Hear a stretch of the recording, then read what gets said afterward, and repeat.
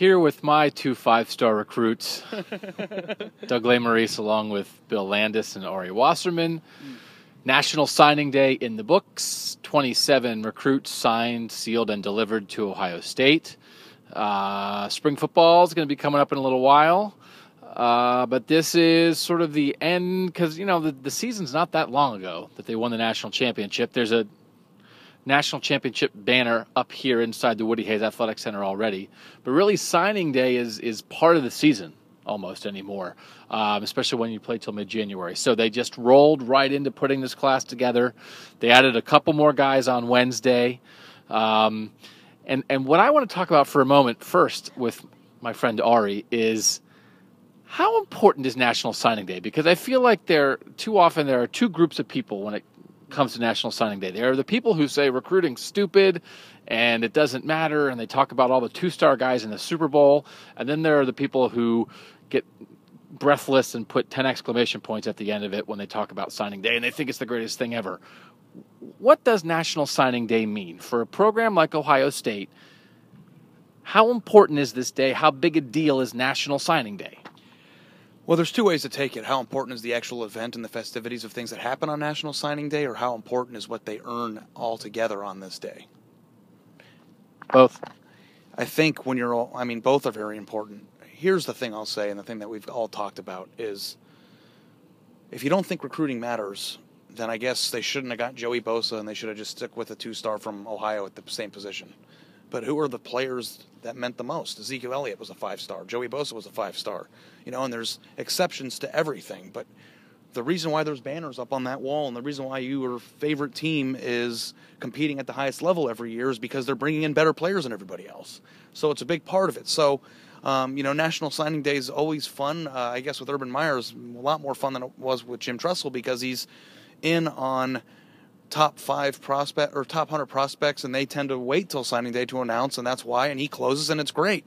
But to say that they brought a top 6 or top 5 or however you want to rate it class of 27 elite prospects into this program, those are the next 27 players that are going to be the next Darren Lee or the next Von Bell. I mean, all the guys that made the biggest difference are the guys that Urban Meyer brought here, and there's a direct correlation between winning and having the best players, and having the best players means recruiting better than other people. So recruiting, those 5-star prospect releases top 3 updates, all those things I think are immensely important to the lifeblood of the program.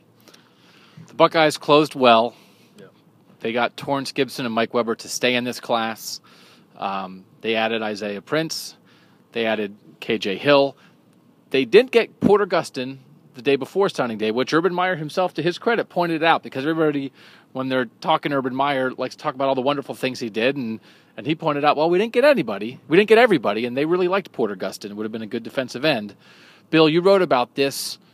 In the end, you think Urban Meyer was happy with how things went? He had some sleepless moments the night before, but how do you think he felt? We all watched him talk. We talked with him. How do you think Urban Meyer felt about this class?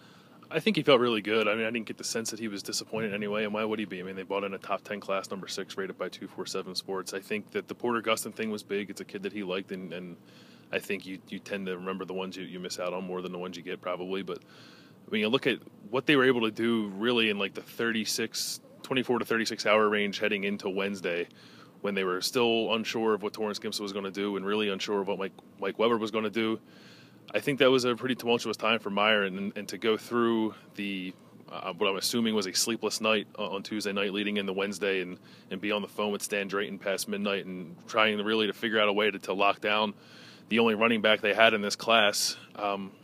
I think that kind of sealed the deal. I think keeping Mike Weber and keeping Torrance Gibson and finding a way to add Isaiah Prince and KJ Hill late really put a cherry on top of this whole thing for Meyer and helped them bring in another big class. I mentioned this in a story I wrote the other day. 23 guys signed last year, 14 redshirted, I think is what the final number is. There's some iffiness sometimes in there, but I think only 9 of the 23 played.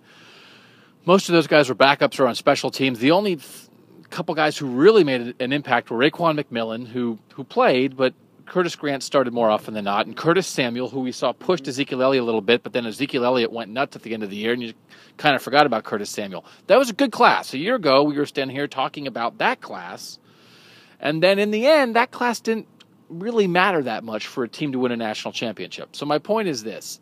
These guys are not going to matter that much in the 2015 season. There are too many other good young players who are back.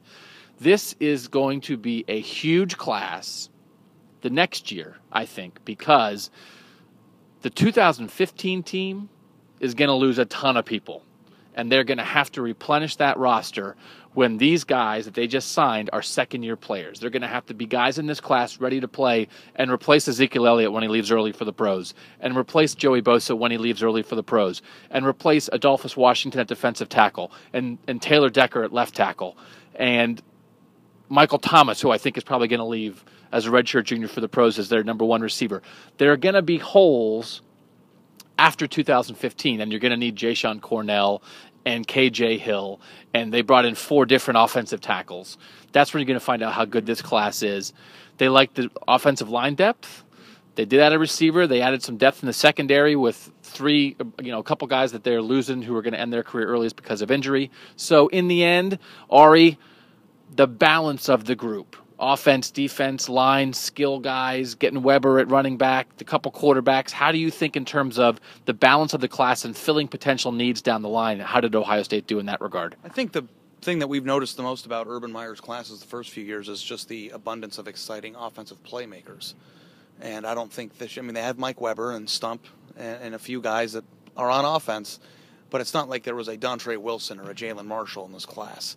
So, and they have a lot of those young players, so it wasn't maybe necessarily a need. Maybe they needed 6 offensive linemen, like he said. So, the most ironic thing to me about recruiting is that it was so much more exciting, I think, for fans last year when they signed Raekwon McMillan than when they got Jerome Baker or when they got Justin Hilliard, because I just think inherently it's not as exciting when they're in-state prospects. But they did get some very, very good players, and the balance on both sides of the ball is great. It maybe, like I said, lacks a little of that flash and flair when it comes to this prospect scored 79 touchdowns in 3 quarters last year. But, I do think that sometimes there are foundational classes of guys who can start for 2, 3, 4 years potentially. Not 4, 3.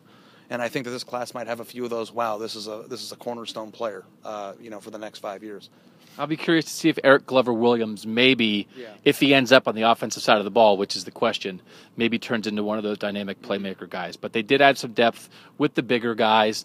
And, again, what a surprise. Urban Meyer and Ohio State has a good recruiting class. So thanks, as always, for watching and for reading. Ari wrote 13 stories on Wednesday, and he's going to write 13 more on Thursday. For Bill, for Ari, I'm Doug. I was a 2-star, but they developed me. Thanks for Thanks for watching, as always, here at cleveland.com.